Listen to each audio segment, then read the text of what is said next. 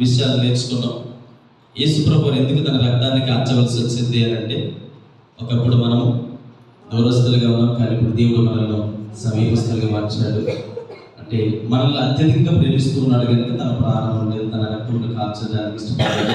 మనతో స్నేహం చేస్తూ ఉన్నాడు కనుక తన రక్తంను కార్చడానికి ఇష్టపడ్డాడు. తర్వాత మనకు విజయాన్ని అనుగ్రహించడానికి తన రక్తంను కార్చడానికి ఇష్టపడ్డాడు.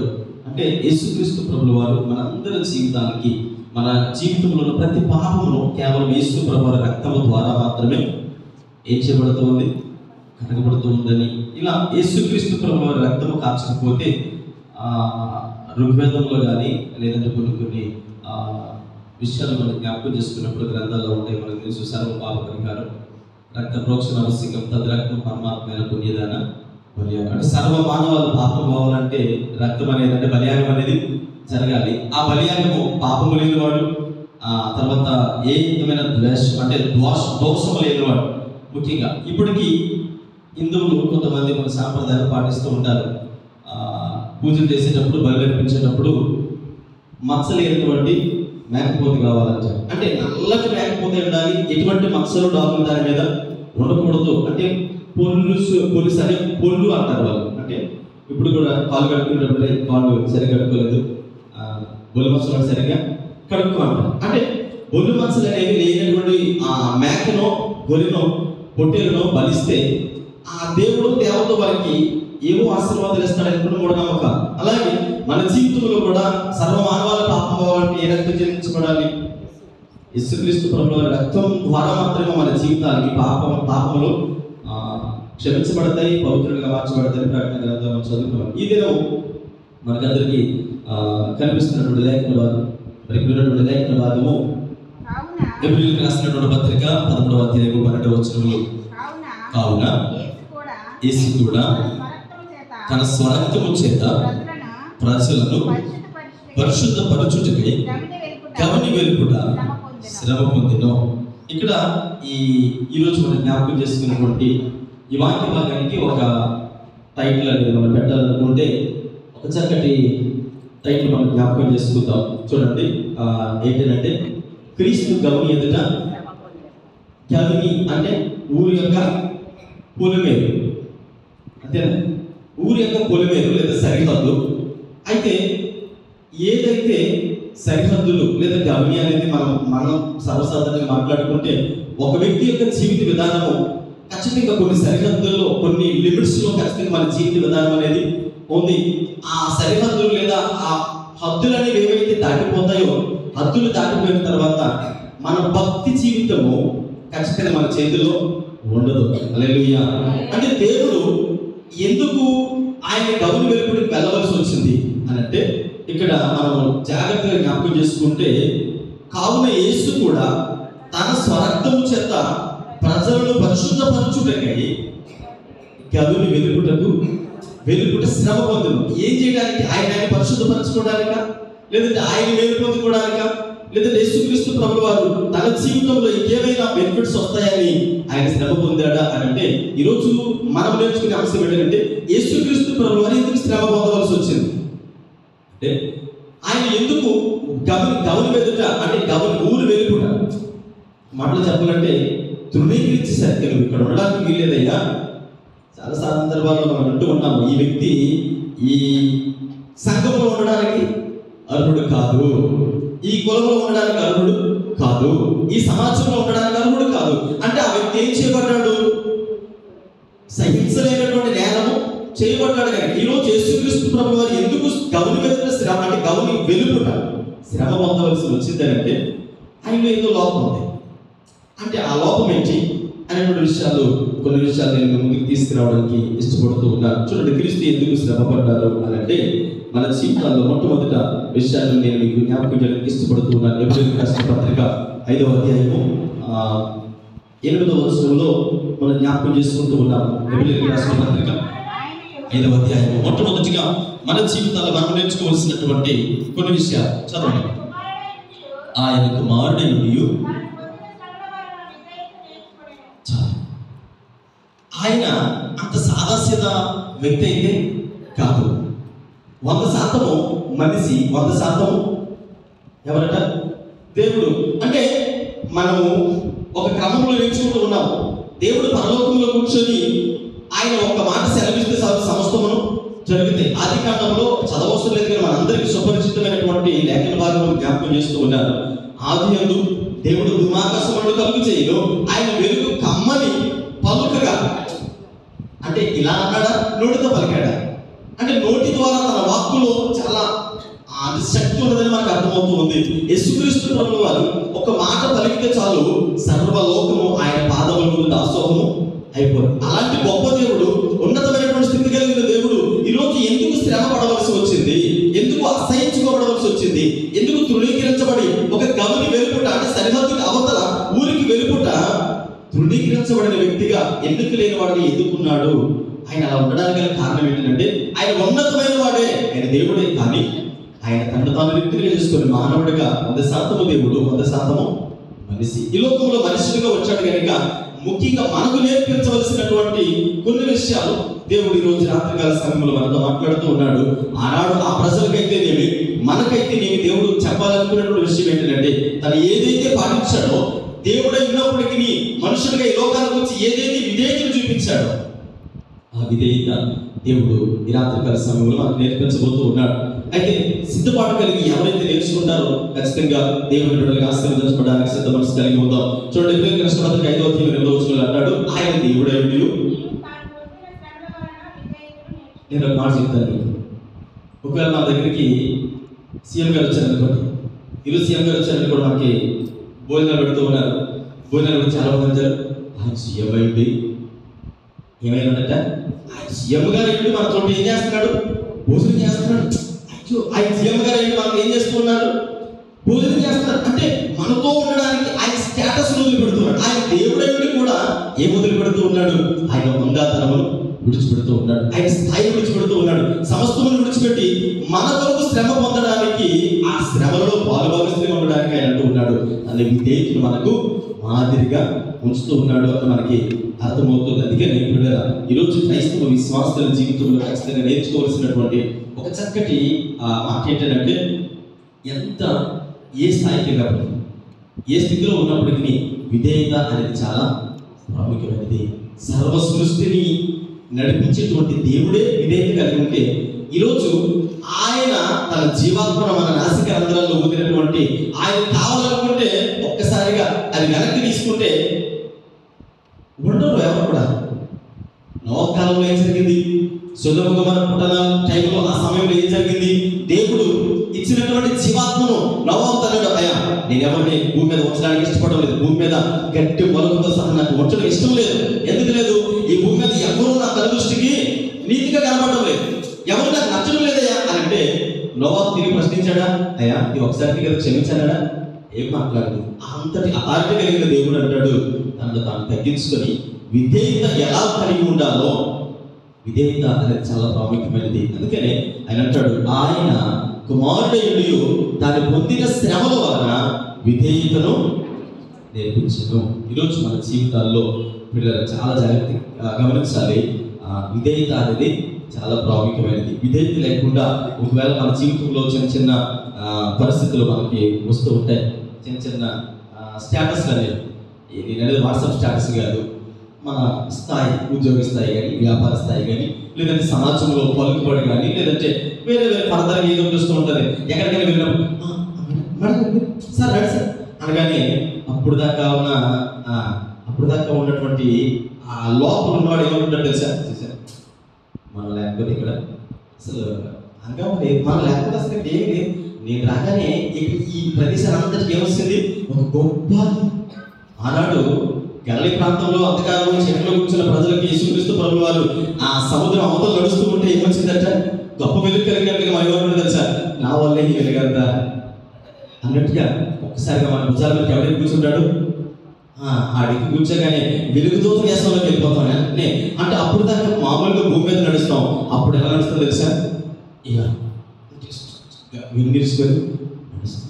అంటే గర్వం అనేది మనిషికి, దేవుడు ఆయన దేవుడై ఉండి, దేవుని కుమారుడై ఉండి తను తాను తగ్గించుకుంటూ విధేయత కలిగినటువంటి వ్యక్తిగా మనము జ్ఞాపకం చేసుకుంటూ ఉన్నాం. అందుకని ఈరోజు మన జీవితాల్లో కూడా ఏం కలిగి ఉండాలి అని అంటే ఖచ్చితంగా ఏముండాలి? ఇదేగా చూడండి, ఇక్కడ ఒక మాట చదివిన మార్క్స్ వార్తలు మరియు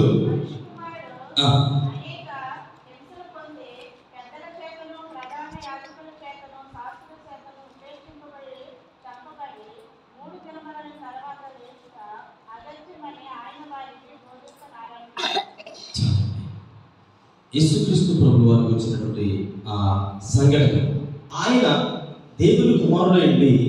తను ఎలా ఉన్నాడంటే విధేయతను నేర్చుకుంటూ ఉన్నాడు. ఈ లేఖన భాగాన్ని మనం జాగ్రత్తగా గమనించినట్లయితే చూడండి, ఇక్కడ మరియు మనిషి కుమారుడు అనేక హింసలు పొంది పెద్దల చేతను ప్రధాన యాజకుల చేతను శాస్త్రుల చేతను ఉపేక్షించబడి అసహించుకోబడి తృణీకరించబడి చంపబడి 3 దినములైన తర్వాత లేచుట అగత్యమని ఆయన వారికి బోధించడానికి ప్రారంభించడట. అంటే ఈ మాటలన్నీ కూడా అయ్యా నేను దేవుని కుమారుడు అంటే మెస్సయ్యను అని తాను పరిచయం చేసుకున్నటువంటి సందర్భంలో ముఖ్యంగా మనకు కావాల్సినటువంటి మాట ఏంటంటే హింసలు నిందలు పడ్డాడు, అవమానించబడ్డాడు. యేసుక్రీస్తు ప్రభువు వారి జీవితంలో అతి భయంకరమైనటువంటి ఆ నింద లేదంటే అవమానం ఏంటంటే చాలా సందర్భాల్లో ఏమన్నారంటే అయ్యా మేము వ్యభిచారం ద్వారా పుట్టిన వారం కాదు.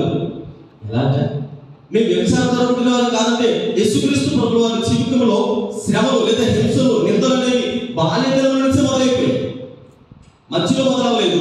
ఆయన జననం శ్రమంతో ప్రారంభించబడింది.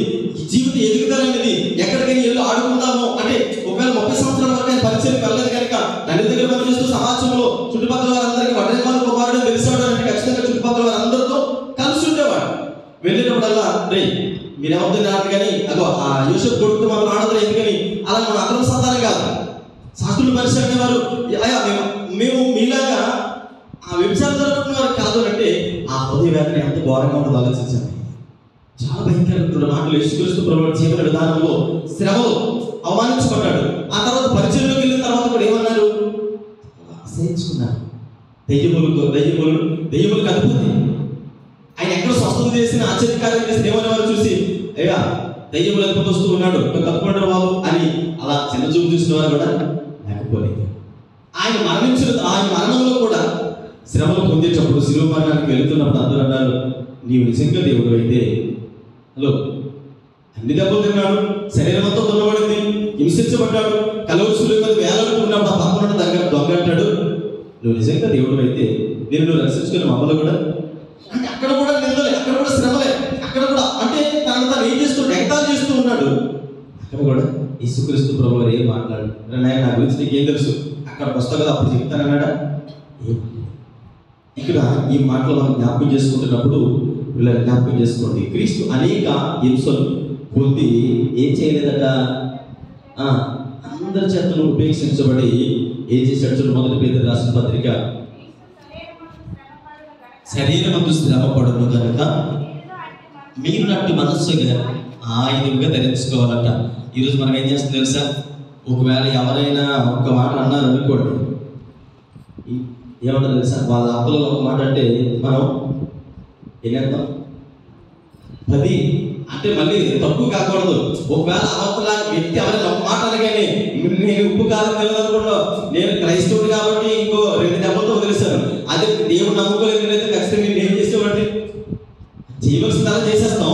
కానీ ఏమంటారు తెలుసా? నేను యేసు ప్రభువుని నమ్ముకున్నాను కాబట్టి ఇప్పుడు కోపం తగ్గింది, లేకపోతే నీ అంతు చేసింది కాంపే చేసి అంటే ఇక్కడ మనం జ్ఞాపకం చేసుకుంటే క్రీస్తు శరీరంలో శ్రమ పడును కనుక అంటే మనసును ఆయుధంగా ధరించుకుంటాం. అలా జ్ఞాపకం చేస్తున్నాను. ఆయన జననం మొదలుకొని మరణం వరకు యేసుక్రీస్తు ప్రభువు విషయంలో అనేకమైనటువంటి పరిస్థితులు మనం జ్ఞాపకం చేసుకుంటూ ఉన్నాం. ఇట్లా యేసుక్రీస్తు ప్రభువు వారి సమస్త విషయాలలో శ్రమ పడడానికి మనం చూడగలుగుతూ ఉన్నాం. సమస్త విషయాల్లో మరి శిలువ శ్రమల విషయంలో కూడా జ్ఞాపకం చేసుకుంటూ ఉన్నాం. మరొక మాట నేను ముందుకు తీసుకొస్తూ యేసు వారిని చూసి తండ్రి పంపిన వారి చిత్తము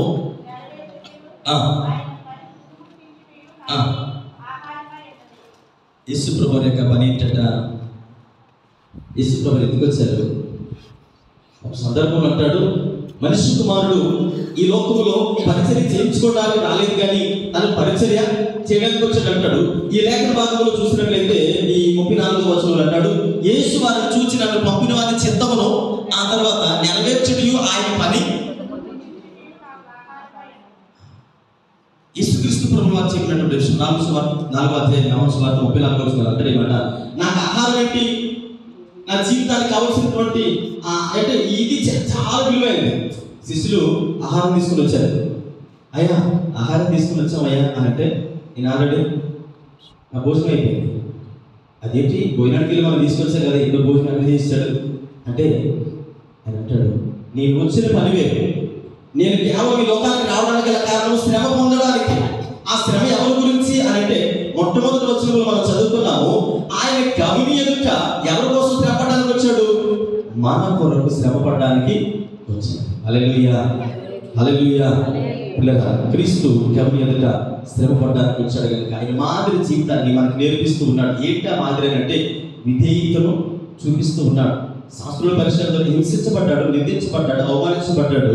ఆ తర్వాత పెద్దల చేతను, ప్రధాన యాజకుల చేతను ఉపేక్షించబడ్డాడు.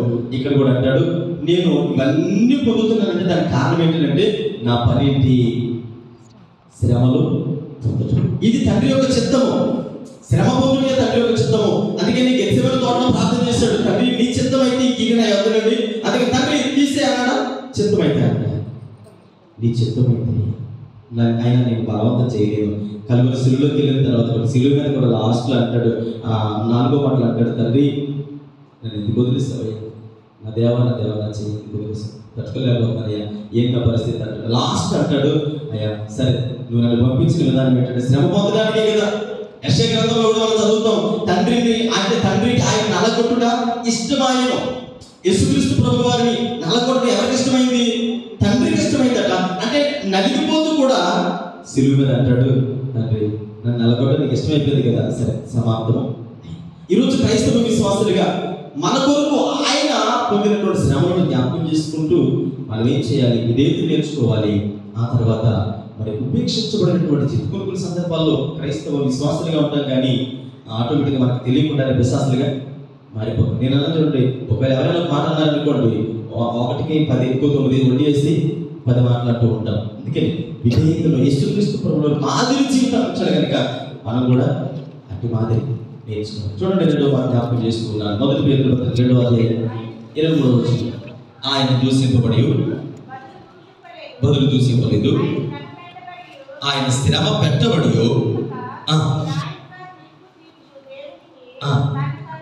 తనను తాను అప్పగించుకున్నాడట. నేను మరలా జ్ఞాపకం చేస్తూ ఉన్నాను, ఒకవేళ ఇక్కడ ఉన్న వాళ్ళు ఎవరైనా మేమేం తక్కువ కాదండి, ఉప్పు కారం తింటున్నాం కాబట్టి మమ్మల్ని ఎవరైనా అంటే మా జోలికి వస్తే మేము ఏం చేయము, వదిలిపెట్టము, ఊరుకోము, ఇంటి మీద ఉద్దాలు పెట్ట మీద ఉద్దాలు వేస్తాం, ఎంతవరకైనా వెళ్తాము అని అంటే ఈ లోకంలో ఎంతవరకైనా వెళ్తారు, కానీ ఆ తర్వాత కాలం ఏంటో మనకు ఖచ్చితంగా మన కాలం ముందు ఈ స్క్రీన్ మీద ఎలా కనబడుతుంది లెటర్స్ అలా కనబడుతుంది. యేసుక్రీస్తు ప్రభువు వారు ఆయన యొక్క మాట సెలవిస్తే సమస్త సృష్టి సమస్త లోకమైన దాసోహమైపోతుంది. కానీ అలాంటి గొప్ప దేవుడు అంటూ ఉన్నాడు, ఆయన ఏం చేస్తున్నాడు, ఆయన దూషింపబడి బదులు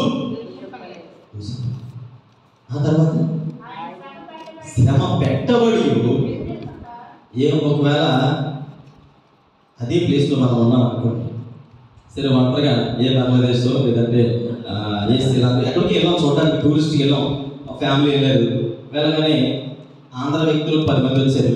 10 మంది వచ్చి ఏ గుంటూరులో విజయవాడలో లేదా విజయనగరంలో వచ్చి అక్కడ ఏదో మీ ఫ్యామిలీ ఏదో కామెంట్ చేశారు. ఒక్కలే ఉన్నారు కనుక అసలు వాళ్ళ మీద మీరు ఏం చేయలేకపోయారు, తిరగలేదు, ఏదో మేము ఏడిపించారు. ఇచ్చేసిన తర్వాత సరే మమ్మల్ని ఎంత బాధపడతారు కదా, మీరు అక్కడికి రాకుండా ఉంటారు, అప్పుడు చూస్తానండి అంటే ఆటోమేటిక్ ఏమొస్తుంది, ఇప్పుడు నా స్థానం ఎక్కడ, మన జన్మస్థానం ఎక్కడ, మీరు అస్సాం దాటినే కదా. మా ఊరు చాలా మంది ఉన్నారు, మలిగా పటసీలో ఉన్నారు. ఒక్క ఫోన్ కొడితే మొత్తం మీరు ఎలాగంతా చూస్తారని చెప్పేసి ఇప్పుడు అది ఎలా రావాలి, ఖచ్చితంగా గవర్నమెంట్ టచ్ చేసి ఆల్రెడీ చూసుకున్నాం అంటే నేను ఒక్కడు ఉన్నాను శ్రమ పెడతాను. సో యేసు ప్రభు వారు సిలువ శ్రమలు పెట్టేటప్పుడు మొట్టమొదటి వాడు ఏమన్నాడు, అయ్యా ఇవి ఏం చేస్తారు చూపించు అంతే తప్ప అబ్బాయిలు ఖచ్చితంగా ఒక రోజు మీ చెట్ట ఓపెన్ అవుద్ది, అది చదివేది లేదా మీకు చేయవలసినటువంటి కార్యక్రమం లేదా మీకు చేయవలసినటువంటి సన్మానం అది నేనే. వస్తారు కదా, చూసుకుందాం అన్నాడు.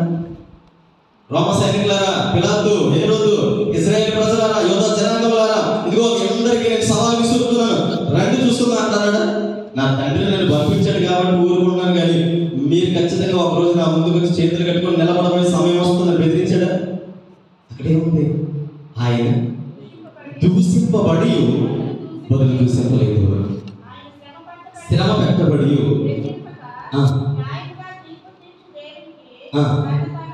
తనను తాను.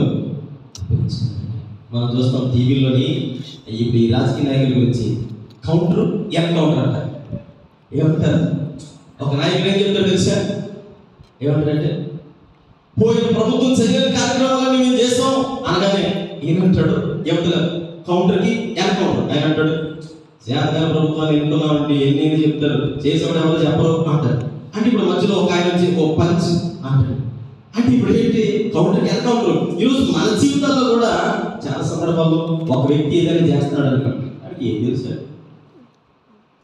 ఏంటంటే, వాడికి ఏం తెలుసు అండి అంటే కలికాలం ఇది పెద్ద చలికాలం అంటారు. యేసుక్రీస్తు ప్రభువు వారి జీవితంలో మనం జ్ఞాపకం చేసుకుంటే ఆయనకి అన్ని విషయాలు అన్ని విధాలుగా అనుకూలంగా ఉంది, కానీ మాట్లాడలేదు. దూషించాలనుకుంటే ఒక్క మాట ఆయన గెత్సేమనే తోటలో పట్టుకోవడానికి వచ్చినప్పుడు ఎవరు ఏమైనా పట్టుకునేది అన్నాడు అనుకోండి, ఉంటారా భూమి మీద? సముద్రమును గద్దించిన దేవుడు, తుఫాను గద్దించినటువంటి దేవుడు ఆయన ముందుకు రాగానే అసలు నిలబడతారా? చాలా చెదిరైపోతారు. అపవాది కంటే గొప్పలు కాదు కదా. యోసేపు గారిని ఎక్కడ దొరికేశారు? అగాధంలో దొరికేసాడట. ఒక్క తొమ్మిదంతా అక్కడి నుంచి ఎక్కడ పడ్డాడు? అగాధంలోకి వెళ్ళిపోయాడు. క్రీస్తు ప్రభువును బంధించడానికి వచ్చిన వారిని ఏం చేసి ఉండేవాడు అన్నాడు.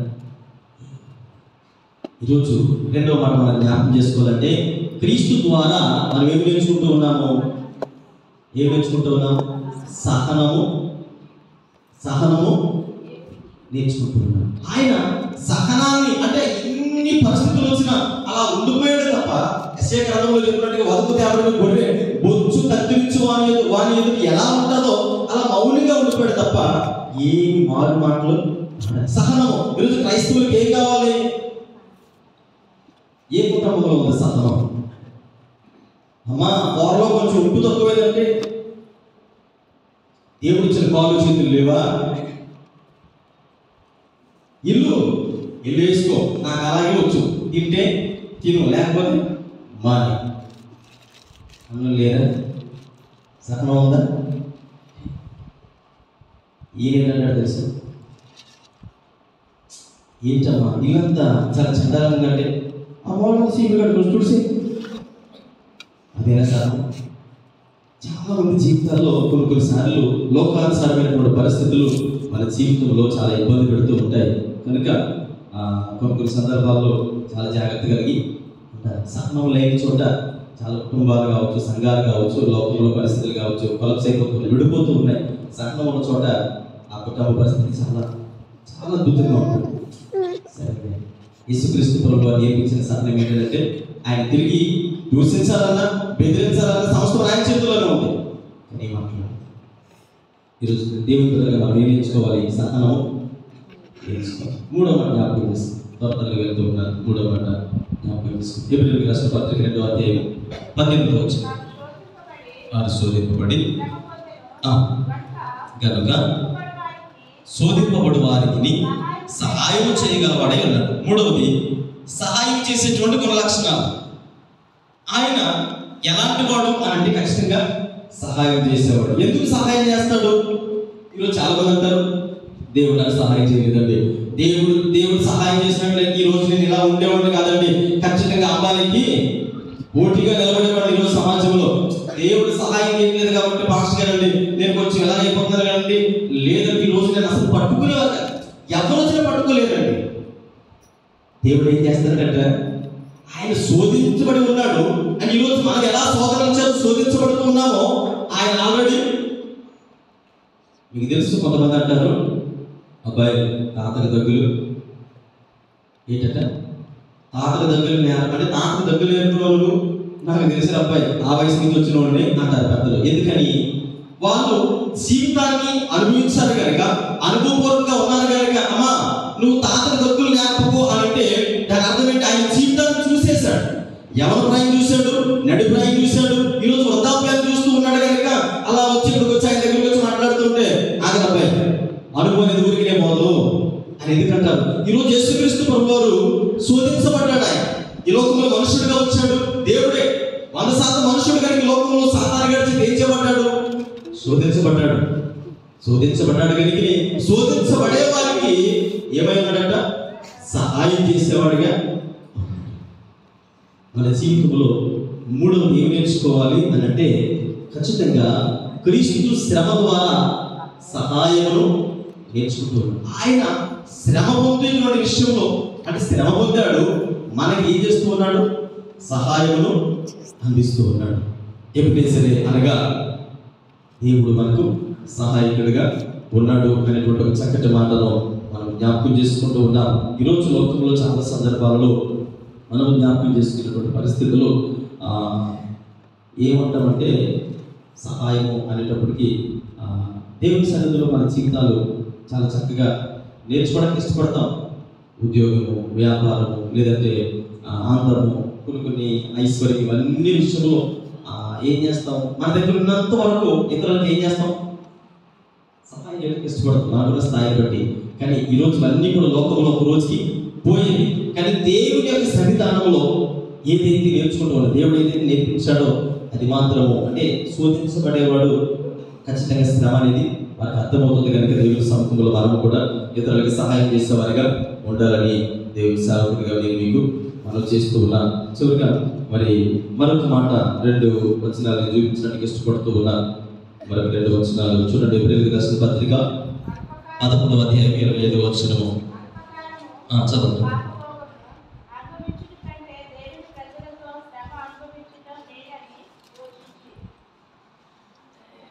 అల్పకాలము పాపభోగం అనుభవించడం కంటే ఎవరైనా ఆ వాక్య భాగం గురించి మాట్లాడిన వ్యక్తి ఎవరు? రాసిందేమో పౌలు గారు. ఆ మాట పలికింది జీవితంలో అనుభవం తెలియజేసింది మోసెస్ గారు. మోసే అన్నాడు, ఐగుప్తులో ఉన్నటువంటి సుఖభోగముల కంటే లేదా పేరు ప్రఖ్యాతుల కంటే ఘనతల కంటే నేను ఫరో కుమారుడు అంటే కుమార్తెకి కుమారుడిని అనిపించుకునే దానికంటే క్రీస్తు కూర్చున్నటువంటి శ్రమ గొప్ప.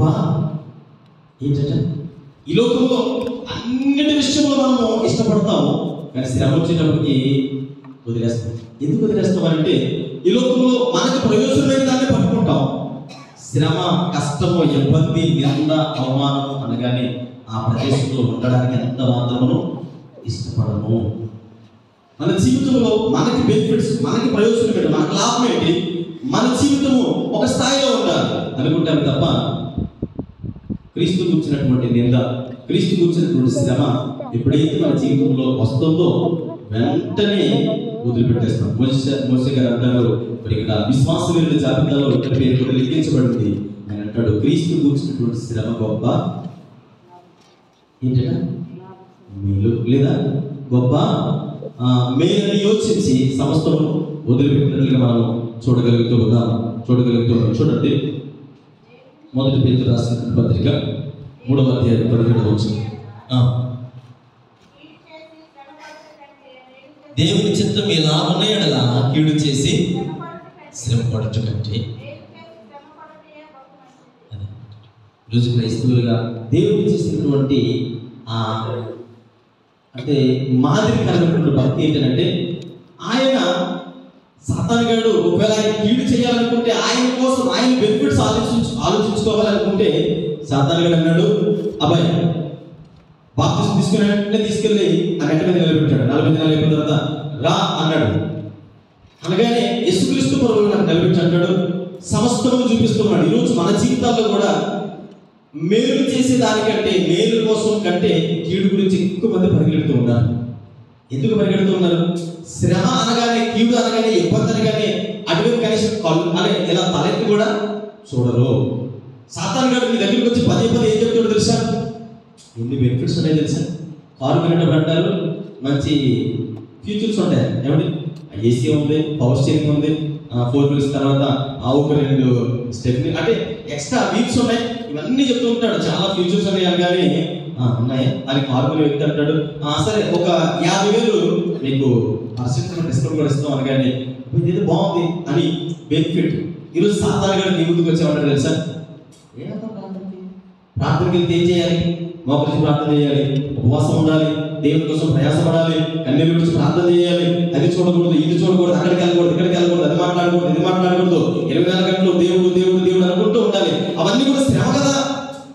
నీ వయసు ఏంటి, నువ్వేంటి, నీ ఉద్యోగం ఏంటి, నీ వ్యాపారం ఏంటి, నీ స్థాయి ఏంటి, అసలు నువ్వేంటి, అసలు తలదించుకోవడం ఏంటి? నీళ్ళంటే అలాంటి చేయకూడదు. ఈరోజు సమాజంలో నీళ్ళ సమాజానికి చాలా అవసరము. ఎందుకని సమాజాన్ని మేసేగాడిని కూసేగాడి ఏం చేస్తుందంటే శనగొట్టు బాబు మీద 4 గంటలు, అంటే ఈ గడ్డి వరకు చదవని చెప్పి శనగ వేస్తూ ఉంది. కూసేగాడి అరిసి వచ్చి నేను అరుస్తున్నాను కదా, అదేమో పడుకున్నట్టు తినేస్తాను చెప్పేసి దగ్గరికి వచ్చి నాతో పాటు నువ్వు కూడా నువ్వు తినకు అని చెప్పేసి ఇప్పుడు మేసేగాడి దగ్గర కూసేగాడి వచ్చి ఏం చేస్తుంది, ఆ పక్కనే అనగానే ఇది కూడా మొదలెట్టదంట. మీకు తెలుసో తెలియదు, ఆవలింతలో అన్నదమ్ములాంటి. ఇప్పుడు ఎవరైనా ఆ పక్కన అన్నారు అనుకోండి, ఆటోమేటిక్గా పక్క వాళ్ళు కూడా ఆవలింతలు వచ్చింది. ఎందుకని ఇద్దరు అన్నదమ్ములాంటి. అలాగే ఇప్పుడు చెడగొట్టేవాడు చెడిపోయేవాడు ఎందుకు ఎలాంటి వాళ్ళు? యేసుక్రీస్తు ప్రభువు మనకు వచ్చిన మాట ఏంటంటే కీడుని ధృవీకరించాడు. మోషే విషయంలో కానీ యేసు ప్రభు వారే మేలు ముందుకు ఎందుకు ప్రజలకు నేను మేలు చేయాలి అనుకుంటే ఈరోజు మనం ఈ స్థాయిలో అపవాదిగాడు యేసు ప్రభు వారిని వదిలిపెట్టలేదు. నేను ఎందుకు వదిలిపెడతాడు? యేసు ప్రభు దగ్గరికి వచ్చాడు, సర్వలోకం నీకు ఇచ్చేస్తాను, నా కాళ్ళకి నమస్కారం పెట్టు అన్నాడు లేదా? యేసు ప్రభు ఏం ఆలోచిస్తాం? వదిలిపెట్టరా బాబు, అర్థమా ఎప్పుడో ఆదివారం కూడా ఎందుకైనా చర్చికి వదిలిపెట్టు, అందాక మీ దేవుడు బదిలీ అందాక వచ్చి బాబు దేవుడి గురించి అందాక ఆఫ్ చేసి మాతో సరదాగా ఉండు అమ్మా. ఎప్పుడు దేవుడు బదిలేనా? ఆదివారం ఎందుకలే, ఈ వారం అంతా ఖాళీ, చక్కగా ఈ వారం అంతా మాత్రం ఉండు, ఆదివారం వెళ్ళి నీ ప్రార్థన దేవుడు అనుకో అనగానే అపవాదిగాడు ఏదో ఆశ చూపించగానే చక్కగా సాధించుకుని వెళ్ళిపోతాం. తెచ్చుకుని వెళ్ళిపోతే దాని వెనకలు వచ్చే పరిణామాలు చాలా భయంకరంగా ఉంటాయి. అందుకని పౌలు అంటాడు, మేలు దేవుని చిత్తం ఎలాగని అడగా కీడు చేసి శ్రమ పడటం, మేలు చేసి శ్రమ పడటం అది మేలు అని మనకు అనిపించినప్పుడు దేవుని సన్నిధిలో అది హింసైన శ్రమైన ఉపద్రవమైన పౌలు అంటాడు కదా, ఏదైనా సరే నా దేవుడి నుంచి నన్ను ఎవడో విడదీయలేడు.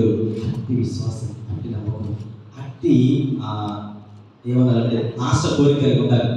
అందుకని ఆయన మనకి ఇవన్నీ నేర్పించడానికి ఎంచుకున్నటువంటి మార్గం ఏంటి అని అంటే గవిని వెలుగుట శ్రమ పడ్డాడట. ఎవరి కోసం శ్రమ పడ్డాడు? మన కోసం. గవిని వెలుగుట ఊరి వెలుగుట మన కోసం శ్రమ పడ్డాడు. చూడండి, మనం జ్ఞాపకం చేసుకున్నట్లయితే క్రీస్తు శ్రమ ద్వారా ఏం నేర్పించాడు? విధేయతను నేర్పించాడు. ఆయన శ్రమ పడడం మాత్రమే కాదు, అందులో విధేయత ఉన్నది. దేవుడే ఆయన ఉత్తరం ఉంటే విధేయత చూపించాల్సిన అవసరం లేదు. ఈరోజు మనం కూడా ఏం నేర్చుకోవాలి? విధేయత ఖచ్చితంగా నేర్చుకోవాలి. రెండవది, ఆయన శ్రమ ద్వారా మనకి ఏం నేర్పించాడు? అక్కడ ఉన్నవారు అందరూ అసహించుకుంటూ ఉన్నారు, తృణీకరిస్తూ ఉన్నారు, కానీ యేసు ప్రభువు వారు తిరిగి బెదిరించలేదు, ఎదురు సమాధానం చెప్పలేదు. మూడవది, క్రీస్తు శ్రమ ద్వారా సహాయము. ఆయన ఒక్క మాట సెలవిస్తే పరలోక సైన్య సమూహం అంతా కిందకి వచ్చేస్తుంది. కానీ ఆయన అడగలేదు, తండ్రి నీ చిత్తమే అన్నాడు. తర్వాత మరొక మాట, లోకము నాకు వద్దు, దేవుడే నాకు. ఎవరన్నారు? మోసే గారు అన్నారు, అయ్యా ఐగుప్తులో ఉన్న సుఖాన్ని ఏమీ నాకు అవసరం లేదు, అదంతా పెట్టతో సమానంగా ఎంచుకున్నాడు. క్రీస్తు గురించినటువంటి శ్రమ ఏం పర్లేదు. 40 సంవత్సరాలు అరణ్యంలో తిరిగి మళ్ళీ దేవుడు చక్కగా తీసుకొచ్చాడు, ఉన్నత స్థితిలో వచ్చాడు. అనేక జనాంగంలో నడిపించేటువంటి గొప్ప ఆధిక్యతను దేవుడు మోసే గారికి ఇచ్చాడు. ఆ చివరిది మనకు మాట ఏంటంటే కీడు. ప్రతి శ్రమ నీకు అంటే ఏది ఆ శ్రమ? ప్రతి శ్రమ అంటే కీడు చేసేవారికి కాదు, మేలు చేసేవారికి శ్రమలు వస్తాయి. కానీ దాని తర్వాత ఖచ్చితంగా మేలే దేవుడు అనుగ్రహిస్తాడు. మేలు దేవుడు. అందుకని కీడు మనకి ఏం దయపడింది? మేలు దాచబడింది. ప్రార్థన చేస్తున్నాం. యేసుక్రీస్తు ప్రభువు వారు మనకు నేర్పించినటువంటి మరి యొక్క శ్రమ, నేర్పించినటువంటి శ్రమలో ఆశీర్వాదాలు ఉన్నాయి, శ్రమలో విధేయత ఉంటే మరి శ్రమలో మరి ఆ స్థానం ఉండే శ్రమలో పిల్లరా ప్రార్థన చేసుకుందాం. మనం ఇప్పటివరకు విన్నటువంటి ప్రతి మాటను దేవుడి సన్నిధిలో స్మరణకు తెచ్చుకుందాం. దేవుడు మన జీవితాలకు అనుగ్రహించినటువంటి చక్కటి ఆధిక్యతను బట్టి ఈ రాత్రికాల సమయంలో ఆయన గవిని వెలుపుట శ్రమ పొందాడు కనుక మరి ఆ శ్రమల ద్వారా విధేయత నేర్పిస్తూ ఉన్నాడు, శ్రమల ద్వారా సహనాన్ని నేర్పిస్తూ ఉన్నాడు, శ్రమల ద్వారా మరి ఆయన సహాయం నేర్పిస్తూ ఉన్నాడు. శ్రమల ద్వారా మరి దేవుడే మరి ఆయన పరిపూర్ణంగా నడిపించేటువంటి దేవుడు అని లోకముల సమస్తమును విడిచిపెట్టి దేవుడిని ఆశ్రయించినటువంటి మోసేగా జ్ఞాపకం చేసుకున్నాం. మరి కీడు చేసి శ్రమ పడుతు కంటే మేలు చేసి శ్రమ పట్టి మేలుగా నేర్చుకున్నాం కనుక అందరము దేవుడి సన్నిధిలో కొద్ది సమయం ప్రార్థన చేద్దాం. తండ్రి నీ వందనాలు, ఆశ్చర్యకర మహోన్నతుడైన దేవా నీకే మహిమ చెల్లిస్తున్నాను.